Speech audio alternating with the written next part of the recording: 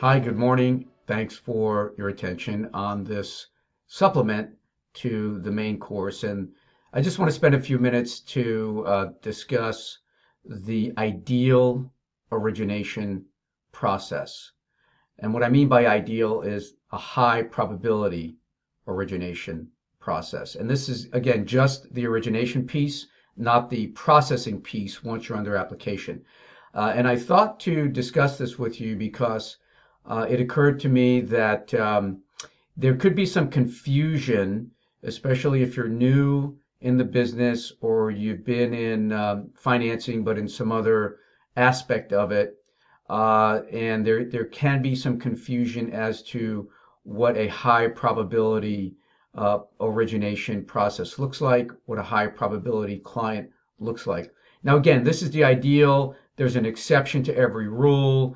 I have 800 of those stories myself, but given the base case ideal, then you're able to better assess whether or not the other scenarios that you find yourself in are going to lead you to a paycheck.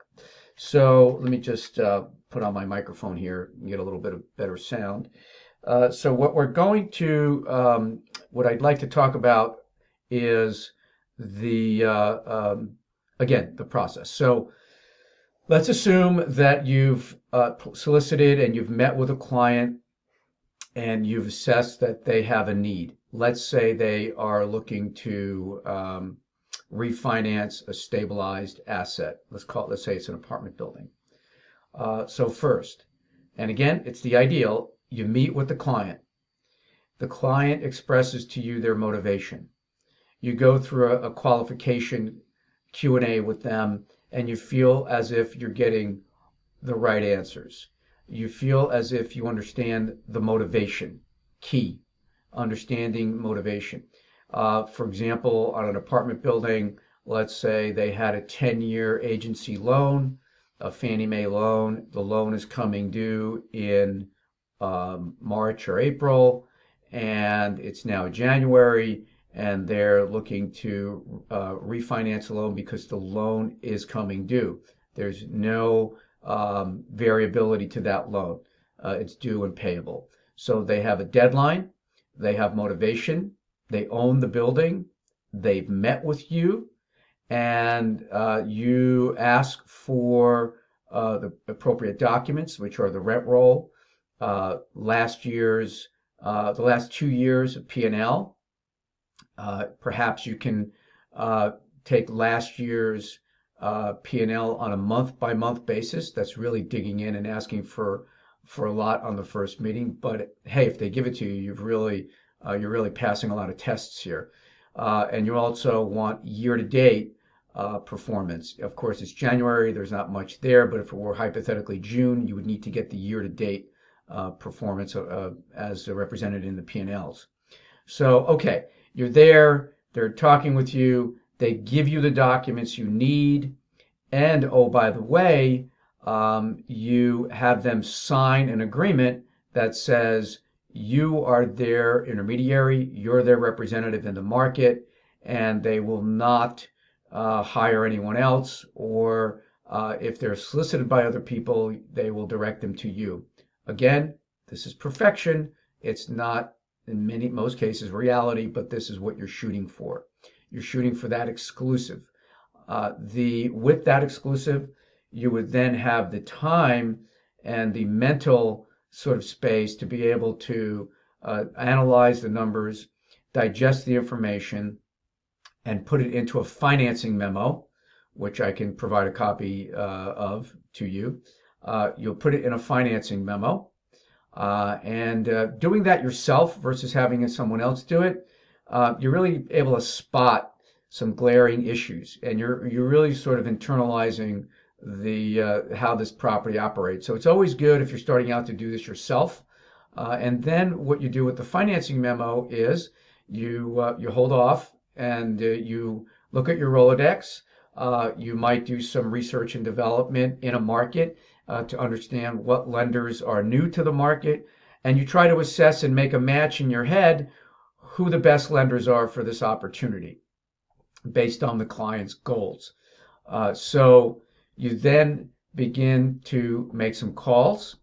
And if you find that the lender is interested in this market discovery phase, if you find and you're discovering that you have 4 or 5 or 6 very interested lenders, that's great. You would then provide them with the financing memo. And this is a sign of professionalism in the lender's eyes. You can imagine if a lender has, in a low interest rate environment that we're in, they have many brokers calling them. Uh, they're trying to get deals closed. If you can provide them with a professionally done memo where you're answering a lot of the questions you know that are going to get asked, they will put you on the top of the list, and they'll return your call. They'll be eager to take you to lunch, and they'll be eager to take deals from you because they know that you're organized and prepared. If you shoot over a rent roll and sort of this wishy-washy, you're not really sure what the client wants, boy, that's death to credibility. So you really need to be prepared. You send over the memo, and then they'll begin to ask you some questions, or they'll say, hey, can I give you a term sheet? Or they'll say verbally, and we call it a soft quote, here's an indication of what I think I can do. It's called an indicative quote. So now you will take those quotes, either written or soft over the phone, and you'll put them in a chart. We call it a matrix. And again, I can provide that to you, a form that shows how it's laid out. But it's a simple chart that shows and compares the different lenders and their programs and their pricing and their terms. With that, you go back to the borrower, you sit with the borrower and provide him the matrix, go through all of the lenders and all of the choices. This accomplishes a couple of things. You're testing the motivation of the borrower still. The borrower, you have now really shown your stuff, and the borrower sees that you're really working hard and you're bringing back some great information, and it sort of helps cement the relationship and cement your credibility and trust.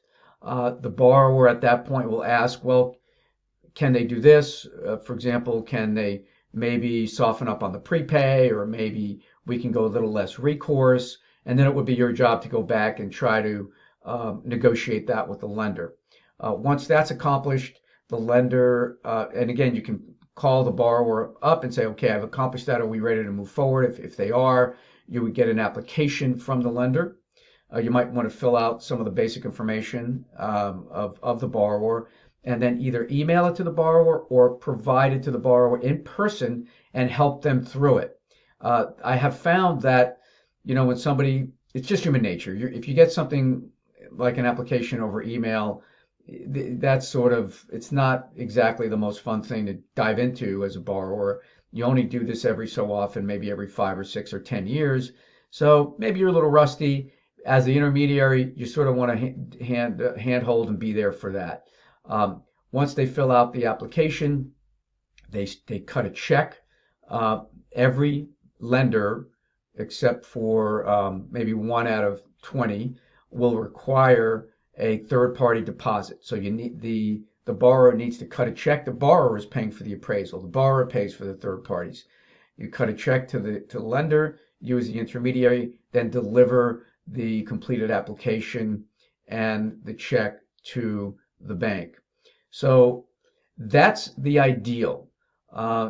If an asset is extremely complex and there's a high mortality rate, and for example, in a construction loan origination or a bridge loan origination, you would almost have to insist that that's the process that you need to go through, because there's a lot of work that's involved on those types of deals, and without an agreement with a client, without having the breathing room to go through this process, it can be very damaging to your credibility and a big time waster. So again, that was the core ideal of high probability and what you're looking for in a relationship, in an origination relationship with a borrower. There are variants to that. I'll mention a couple. One is if a borrower has a quote already that they're kind of happy with, and they show you the quote.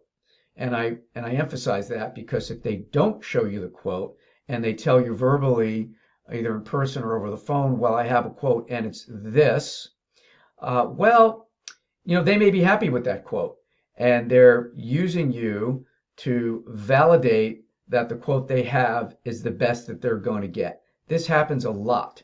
And you may think you have a lead and you're out there chasing this other quote to try to beat it.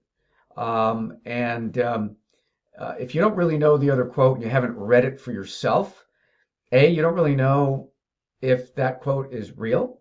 Um, if the bank is real, you know nothing about it. Just what the borrower says, hey, I have a quote for 4.5%, and boy, if you could beat that, I'll use you.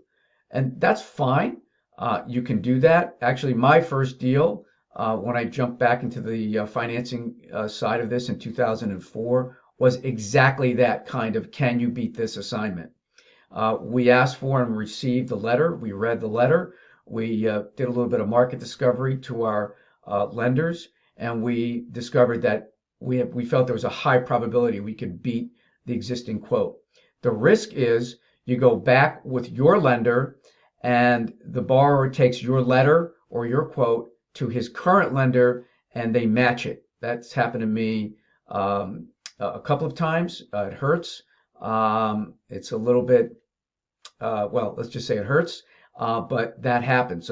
So again, you have to be careful in qualifying the borrower that if you bring a quote that beats the one he has, that they will use you, or if they go back and make a deal based on your work, maybe you can get paid a little bit of a break fee for your time. So the can you beat this assignment again is okay if you raise the probability by actually reading the term sheet that they have. In many instances, a borrower who's not in the market frequently confuses a soft quote or an indicative term sheet. They confuse that with a real quote or even a commitment at times. They think that the indicative quote is exactly what the lender is going to give them. And in some cases it is, in many cases it's not. So reading that reading that those terms that they say they have is extremely important. That's one variation is the can you beat this. The other way we deal with that as well is if we feel we can beat it, we get a signed agreement from the client, which in any case you should have. You should have a signed fee agreement, the ideal being an exclusive. Um, you could exclude that current lender that they have on the table. So the borrower has nothing to lose. They have a quote that they're happy with. You're taking on an assignment, the can you beat this assignment, because you feel that you can beat what he has on the table. And if you have a break fee and you're willing to put in the time to build that relationship to show this borrower your stuff, what you can do, and you just want to get out there into the market, you can take that assignment on. If they take the deal that they already have, again, if you're paid a break fee, that's something that you don't feel so badly about having undertaken. So that's one variation of it. Another variation that is sort of on the other end of the spectrum that for illustrative purposes I'm bringing up is a probability killer. It really is a low probability situation where you might have a quote lead from someone, and that someone, the accountant, the lawyer, who you like, and maybe you know, and maybe you're in a networking group with them, or you play basketball or whatever with them, they provide you the information. You've never spoken to the borrower, but the accountant or the wealth advisor or the decision influencer says, no problem, here's the information. You really don't know what's going on there. You don't know the motivation of the borrower. You really don't know the hot buttons. There are a lot of details that go into doing one of these loans. You don't know which of those is more important than the other.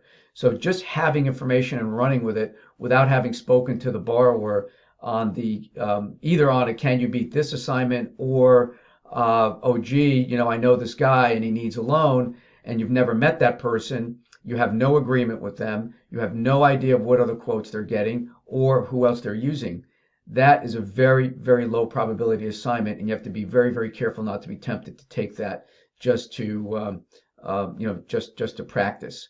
You can lose credibility with your wealth advisor or your lead source because they thought that they really don't understand the process that well because they're not in it every day. They might think you have some magic money somewhere and just show up with the best price and terms, and that could be a problem for your credibility. And then on the other hand, with the lenders you're talking to, if you don't have control of the information or deep knowledge of the information, you will most certainly lose credibility. So once again, the ideal is and perfection is not reality, 9 times out of 10, but that's sort of what you're striving for. And then there are variants to it that push you further and further down the spectrum of probability. So again, everything I'm talking about, everything I try to do is help you understand probability so you don't waste time and you just get right to it, right to the nub of what really counts as soon as possible. So thank you, and we'll see you on the next lesson.